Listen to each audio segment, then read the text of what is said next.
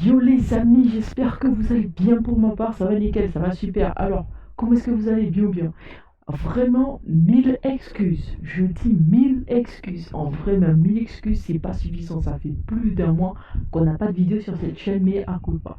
Mais à culpa. Beaucoup de choses se sont passées en un mois, j'ai eu pas mal de soucis et vraiment, excusez-moi pour le délai. Ouais. Excusez-moi pour le si long délai, mais on va continuer notre série sur les composants de l'ordinateur. D'accord. Alors, qu'est-ce qui s'est passé entre-temps? Déjà, je ne sais pas trop, j'ai eu des problèmes matériels. Encore, oui, je sais. J'ai perdu un chat.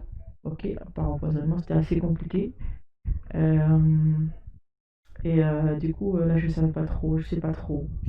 Je sais pas trop si je dois tout vous raconter, mais enfin, je pense que là, en gros, vous avez un peu compris, j'étais pas dans mon assiette, etc., etc. Sans oublier que bah, j'ai été strike par YouTube, d'accord. Donc, du coup, ce qui s'est passé, c'est qu'il y avait une vidéo sur la chaîne, bon, voilà, un tuto, sur, je pense, le hack, mais je sais plus trop quel site c'était. Donc, le problème que j'ai eu, bah, c'est que YouTube m'a tout simplement supprimé la vidéo et j'ai écopé d'un avertissement de 7 jours en plus de mes soucis que j'avais. Donc, du coup, après, c'était un peu chaud, la reprise un peu compliquée, mais voilà, je suis là, je suis de retour et oh, vraiment un grand merci à vous tous parce que malgré le manque de vidéos publiées ces derniers temps, ces derniers mois, nous sommes arrivés à 219 abonnés. C'est tout simplement géant, d'accord? Alors merci à tous, vous êtes des boss, vous êtes les meilleurs. Ok, on va continuer notre série avec, oui, j'ai encore pris des notes, mais j'ai pas encore fini. Voilà. Aujourd'hui, on va parler de la RAM, les gars. On va parler de la RAM aujourd'hui. Donc les amis, alors on va parler de la rame bien entendu, j'en ai une dans les mains, voilà, j'en ai une sur moi, ok. Ça c'est une barrette RAM, c'est ce qu'on appelle une barrette RAM, ok. Alors ce tout petit bidule a une fonctionnalité très très particulière, ok. On a tendance à vulgariser cette phrase qui dit mon PC RAM, j'ai ma machine qui rame, etc., etc. Bah écoutez, la RAM en question, bah c'est celle-là, mais c'est pas forcément elle la cause de la lenteur de votre ordinateur. Petite astuce, petit truc que je vous dis comme ça, c'est gratuit, ok? Donc la RAM, concrètement, à quoi elle sert? Autofocus?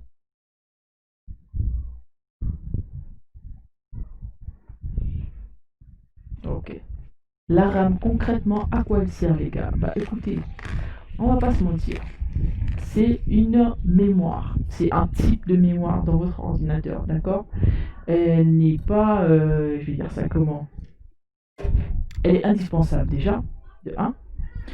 De deux, bah, c'est une mémoire temporaire, c'est-à-dire que tout ce qui sera stocké à l'intérieur ne sera conservé que tant que la RAM, la barrette en question, est alimentée en électricité, d'accord?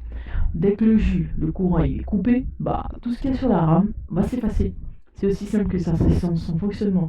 Vous pouvez stocker pratiquement tout. Je dis bien pratiquement tout, d'accord, sur la RAM. Mais en vrai, c'est pas vous-même qui allez prendre pour dire je mets dans la RAM. Non, c'est votre ordinateur qui va sélectionner et mettre dans la RAM. Mais qu'est-ce qu'il va mettre dans la RAM? C'est-à-dire que, exemple tout simple, vous avez votre navigateur. Vous allez sur le net et vous voulez ouvrir un site pour la première fois. Qu'est-ce qui va se passer? Même si vous avez une bonne connexion, on va dire ça comme ça, même si votre connexion est vraiment pas mal, il y aura un tout petit temps d'attente avant que la page ne s'affiche, d'accord? Ça, vous pouvez l'éviter. Tout simplement, votre ordinateur vous fait éviter ça en faisant en sorte que les sites où vous allez habituellement se chargent automatiquement. D'accord? C'est-à-dire que l'ordinateur pré-télécharge la page, si vous voulez, les images, le site, tout ce que vous voulez, l'ordinateur pré-télécharge ce que vous voulez ouvrir et l'installe dans la RAM, ce qui fait que lorsque vous cliquez sur ce dont vous avez besoin, il affiche automatiquement, quoi. Il n'y a pas besoin d'attendre 4-5 heures, etc. Non, c'est à quelques millisecondes en fait, ça se passe en quelques millisecondes, ok? Donc une fois que l'ordinateur, vous avez un ordinateur, ouvrir un navigateur, par exemple page YouTube, bah si vous aviez l'habitude d'écouter, de tomber sur votre page à vous, si votre page qui est enregistrée par exemple, donc qu'est-ce que l'ordinateur fait? Bah, il vous précharge automatiquement votre page. Vous n'avez pas besoin, ça vous évite on va dire ça, les latences, voilà, on va voir ça comme ça. Ça vous évite des latences. C'est plutôt pas mal en fait, c'est plutôt pratique. Donc voilà un peu comment il fonctionne. Ok.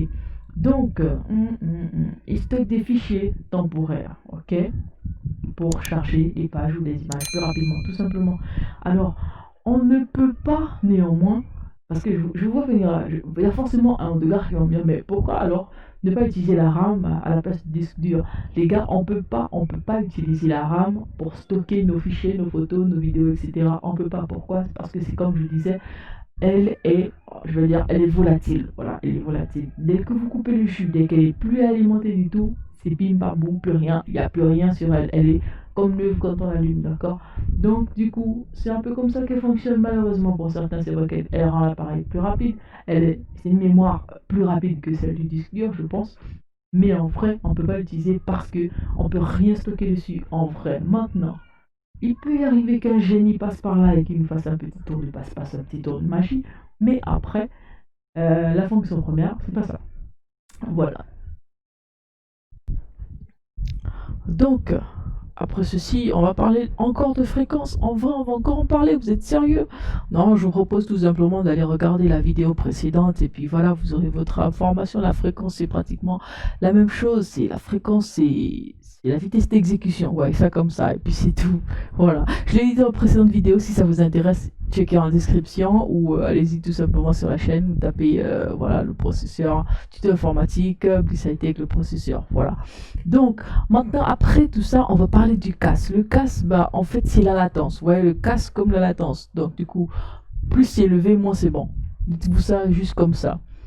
On peut avoir des latences de 19 sur les DDR4. Ok? Mais si, je sais pas, en fait, j'ai pas trop compris. Avant, en fait, on avait des latences de 6, 7, 8, 9, jusqu'à 12. Là, on parle bien sûr des barrettes de RAM en DDR3, d'accord?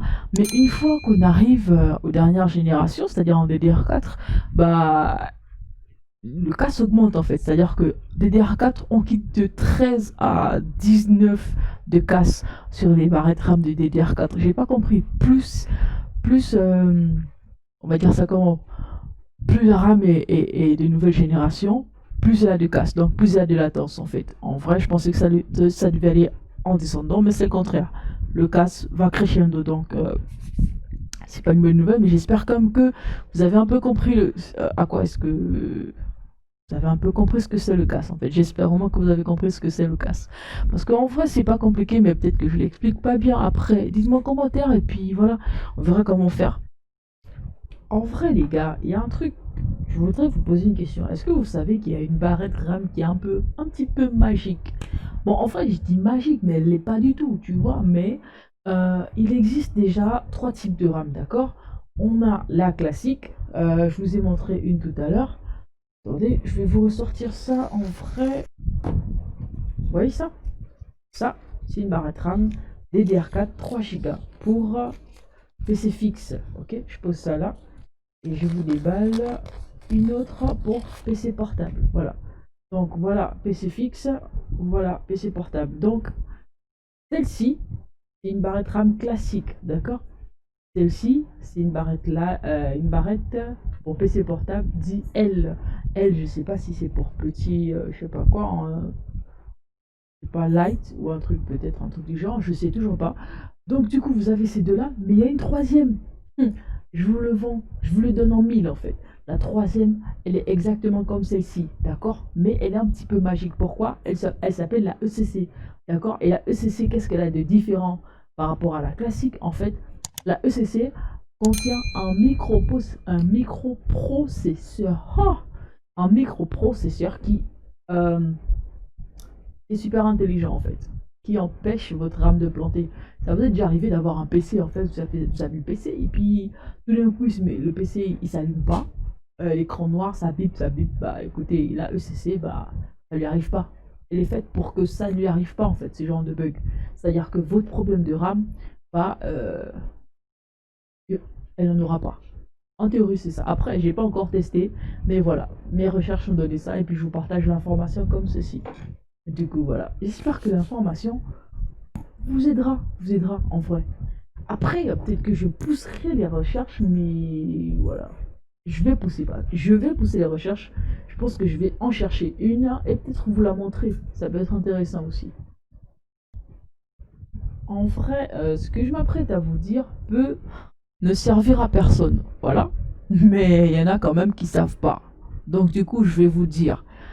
Savez-vous qu'il faut faire attention au choix de votre RAM selon votre système d'exploitation? Ça, c'est très important. Bah ouais, c'est vrai, en plus, il faut faire attention. En fait, il faut faire attention, mais en vrai, je le dis surtout pour ceux qui n'ont toujours pas fait sauter le pas pour aller sur Windows 10, en fait. En vrai, euh, voilà comment ça se passe. Votre système, lorsqu'il est en 32 bits, ouais, je sens qu'il y a beaucoup qui vont me poser des questions. C'est quoi le 32 bits? C'est quoi? C'est quoi? Euh, je sais pas comment vous répondre là tout de suite, mais voilà. En gros, je répondrai dans une prochaine vidéo. Je ferai une vidéo dessus aussi. Donc voilà, il n'y a pas de souci.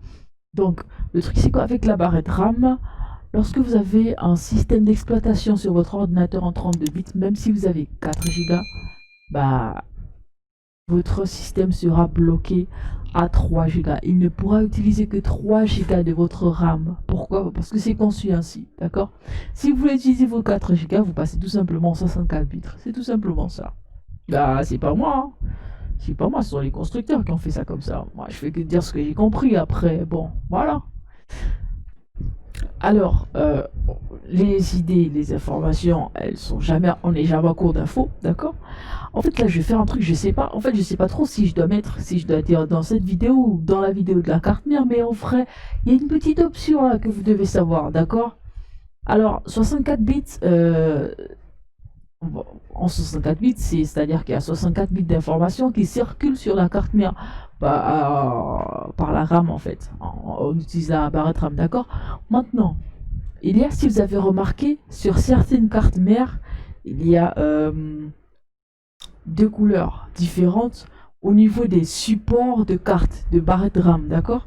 Alors, généralement, quand vous voyez deux couleurs, c'est-à-dire que, par exemple, si on prend une bleue, une grise, ce sera bleu, gris, d'accord?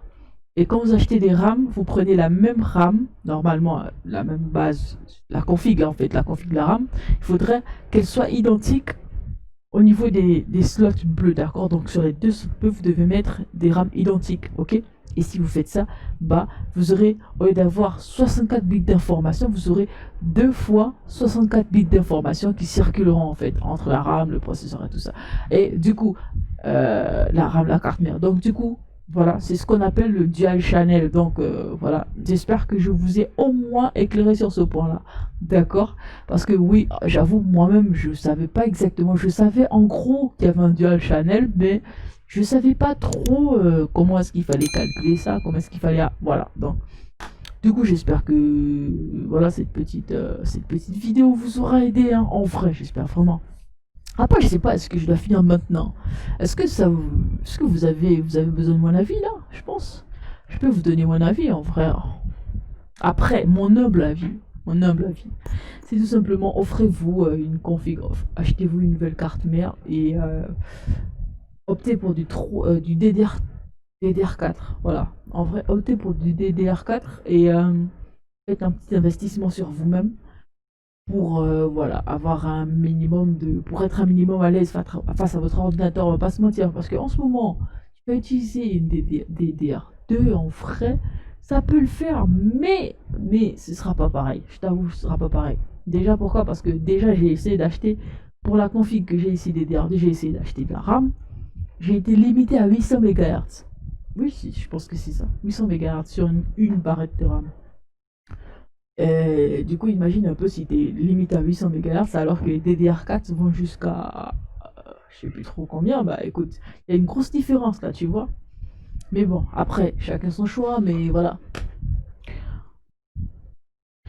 Donc les amis, j'espère que cette vidéo vous aura fait plaisir. J'espère que vous avez au moins appris une chose ce soir. Parce que oui, je tourne cette vidéo, il est 2 h du matin. Voilà. Donc j'espère que cette vidéo vous aura édifié. D'accord? Et on se ciao et on se retrouve pour la prochaine vidéo qui sera soit sur la carte mère, soit sur l'alimentation. Je sais pas encore, mais en tout cas, activez la cloche de notification. Et en vrai, vous savez, pour ceux qui ne le savent pas en vrai, les notifications. Si vous activez les notifications, bah, vous serez alerté de toutes les nouvelles vidéos, de toutes les nouveautés, d'accord? Ça va pas se mentir. Mais après, si vous likez, en fait, si vous likez, plus moi je suis motivé. Plus vous regardez, plus je suis motivé. Plus vous commentez, plus je suis motivé. En vrai, faire des recherches, c'est pas si dur que ça, hein, mais en vrai, tu imagines, tu fais beaucoup d'heures de recherche et après, c'est pour ne pas avoir de vue, c'est un peu compliqué. Après, si vous pensez que le format, il est pas machin, il est pas assez cool, n'hésitez surtout pas à me dire. Moi, j'aime bien les critiques constructives. Je dis bien critiques constructives, les gars. En vrai, n'hésitez pas à me donner vos avis. Qu'est-ce que je peux améliorer, etc., etc.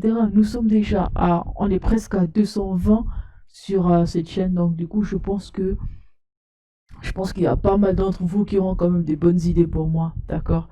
Donc, allez, on se laisse par là et on se dit ciao et à la prochaine. Peace.